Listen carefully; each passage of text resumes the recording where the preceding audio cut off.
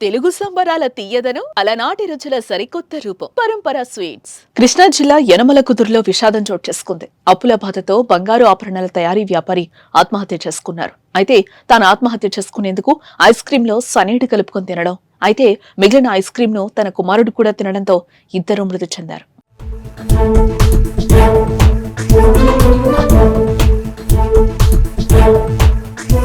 యనమలకుదురులోని Vinod public school రోడ్లోని ఓ apartment లో వేమిరెడ్డి సాయి ప్రకాష్ రెడ్డి నివాసం ఉంటున్నాడు.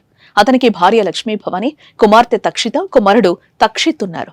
ఇతను విజయవాడ పాతబస్తీలో బంగారు ఆభరణాల తయారీ వ్యాపారం చేస్తూ ఉండగా భార్య మందుల దుకాణంలో పనిచేస్తూ ఉంటుంది. అయితే కరోనా సమయంలో ఇతనికి వ్యాపారం సాగకపోవడంతో ఆర్థికంగా నష్టపోయారు. అప్పుల పాలు కావడంతో కుటుంబ సభ్యులు కొంత తీర్చినా అప్పుల ఊబి నుంచి సాయి ప్రకాష్ రెడ్డి బయటపడలేకపోయాడు. అయితే ఇదే విషయంపై కొంతకాలంగా సాయి ప్రకాష్ రెడ్డి మానసిక క్షోభకు గురవుతున్నాడు.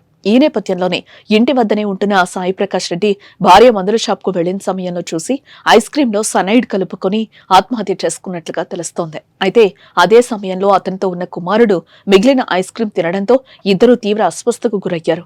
ఇది గమనించిన కుటుంబ సభ్యులు వెంటనే ఆసుపత్రికి తరలించగా అప్పటికే వారు మృతి చెందారు. మరోపక్క తండ్రి కొడుకులు మృతి చెందడంతో స్థానికంగా విషాద ఛాయలలుముకున్నాయి. సమాచారంతో ఘటనా స్థలానికి చేరుకున్న పోలీసులు కేసు నమోదు చేసుకుని దర్యాప్తు చేస్తున్నారు.